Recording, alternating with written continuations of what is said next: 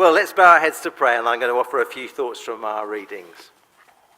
Father, thank you for the gift of your word, and thank you especially for the gift of your Spirit, who's the one who promises to lead us into all truth.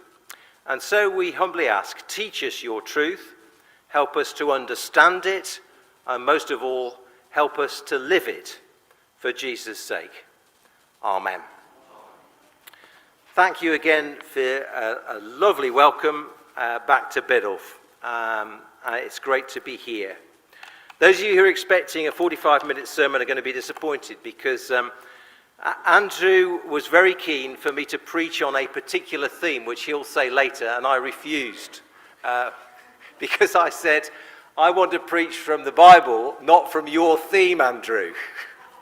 So we came to a deal, and the deal was that I would preach a shorter sermon than I normally would, so that he could then ask me a few questions, which I think will be relevant to the life of St. Lawrence's. Well, whether the answers will be, it will be for you to judge.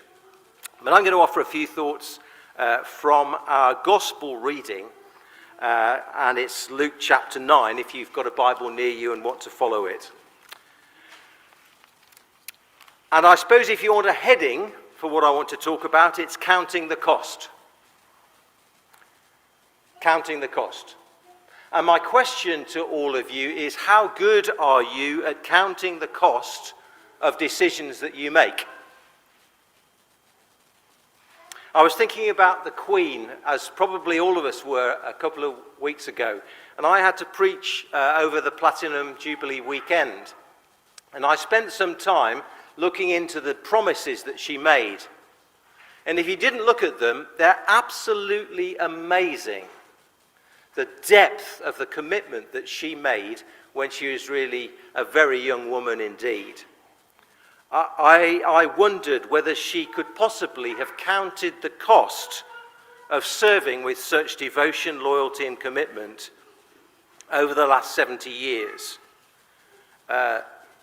Skating on possibly thin ice, I often asked myself whether our Prime Minister joined in a celebration at Downing Street and had a drink or two with some of his colleagues and could have imagined the cost that would be to his personal reputation, which I personally, being very controversial, think is in tatters, and I can't believe he's still in post. But I'm not going to get political. If he got any integrity, why doesn't he resign? Anyway, I've got that off my chest. And back to the plot. Did you count the cost of following Jesus when you nailed your colours to the mast, whenever it was? Because sometimes it's very hard. Sometimes following Jesus is very hard. Don't let anybody pretend otherwise. The scene is set for us in our reading when Luke makes clear that the time is approaching for Jesus to head towards Jerusalem, and we all know that will be the end of his earthly life. And as he travels along the road, we hear snippets of 3 separate conversations he has with his followers. And he points out to them very clearly that there's a cost to following him. The first says, I'll follow you wherever you go. And he sounds a bit innocent, maybe a bit arrogant.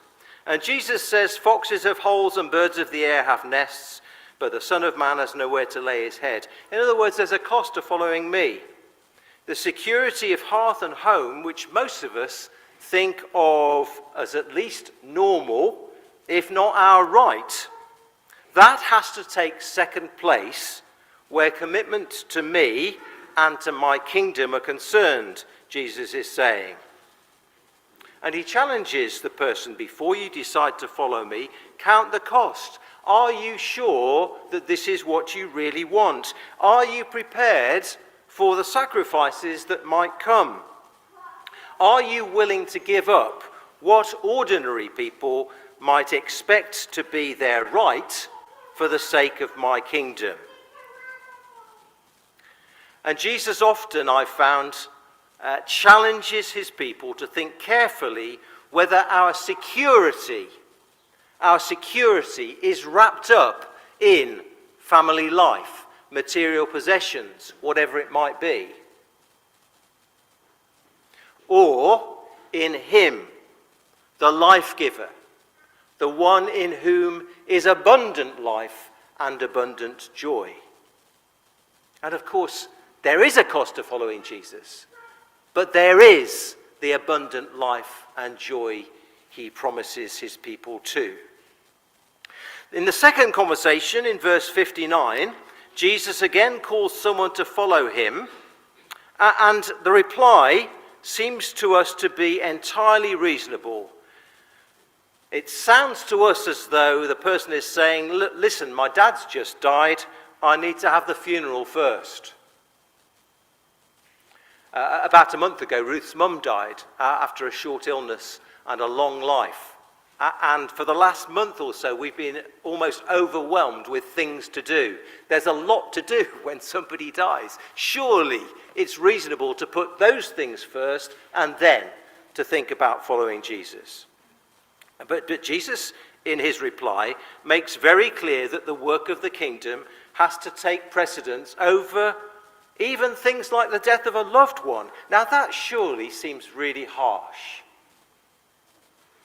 Least, does it seem harsh to you? It does to me. It seems really harsh. Surely it's reasonable to look after my elderly parents until they die and then feel free to follow Jesus, might be what we were thinking. And Jesus wants to understand that following his call is more important than any claim that our family or duty might put upon us. Family and duty within the Jewish faith remain very, very important. I know they're important in Biddulph. They are in most places. But within the Jewish faith, even more so. And several experts reckon that the man's father in this example wasn't already dead and may not even have been nearly dead. But the reply was more likely to have meant something like this: I'll follow you, Jesus, when my father has died, which might have been 6 weeks, or 6 years, or 16 years, or 26, or whatever. The man is saying, family comes first. I heard that a lot in Biddulph. We say it in our family. Family comes first. And in a human sense, it should and does. But it should not take precedence over following Jesus. He has first claim on our lives. Now, let me emphasize, Jesus is not saying that looking after our relatives is wrong. Jesus is not saying that family obligations are unimportant. Jesus, even more ridiculously, is not saying that Christians shouldn't attend the funerals of their loved ones. But he is saying that social customs and conventions can get in the way of following God's call and being obedient. And doing what we might think of as being the proper thing is not necessarily the right thing as far as Jesus is concerned. I think Jesus is also saying something about procrastination. Never do today what you can put off until tomorrow is a maxim, I confess, I have sometimes lived by, but it's not good. And I think Jesus is saying something about that. Carpe diem, seize the moment. When God calls, we need to respond in God's time and not ours. Jesus urges us to act at once when our hearts are stirred and not to put things off. Thirdly and finally, I told you I'd be brief. It's probably the shortest sermon you ever heard me preach. Thirdly and finally, a person says, I'll follow you, Lord, but let me first say farewell to those at my home. Surely of all the excuses the three people make, this will cause the least harm, we might be thinking. And it might even be encouraging, especially if they give him a good send-off and promise to pray for him and support him on the way, and so on. But no, Jesus really surprises us again in his reply. He says to this person who just wants to say goodbye to his family, he says, "No one who puts a hand to the plough and looks back is fit for the kingdom of God." In other words, even the normal courtesies of family affection must give way to the demands of the kingdom. And again, if we think carefully about it, we can perhaps see something of what Jesus is driving at here. Just as no ploughman can drive his plough forwards by, forgive the microphone, looking backwards. We can't look into God's future by living in the past. No ploughman can possibly plough a straight furrow by looking in the wrong direction.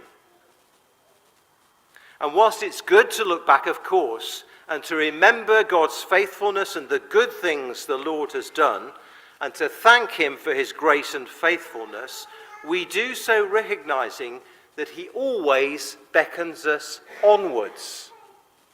He always calls us forwards, drawing us on, like a magnet, if you like. We live now, as the letter to the Hebrews puts it, with our eyes fixed on Jesus, the author and perfecter of our faith. I sometimes use the Message translation of the scriptures, and I particularly like the way that version goes with this sentence. It's very pithy. No procrastination, no backward looks. You can't put God's kingdom off until tomorrow. That's true. You can't put God's kingdom off until tomorrow. So in summary, Jesus wants all those who follow him to understand that the commitment he requires of us is absolute. Things like our homes, our customs, our families are all precious gifts to us. They come from the giver of all good gifts. They're important and they're part and parcel of the life the Father made for us. But they aren't to be the be-all and end-all. That's the key thing. They are not the be-all and end-all and should never become more important than our obedience to God's call on our lives. My testimony over the last 50, 60 years or so would be that following Jesus has at times proved to be very costly. If I had known all the things that I would have had to go through, not least 2 broken legs and a sick daughter, which some of you will remember, my life has also been filled with joy. It's been deeply fulfilling, eminently satisfying, and certainly more than worthwhile. And I pray that's been your experience too.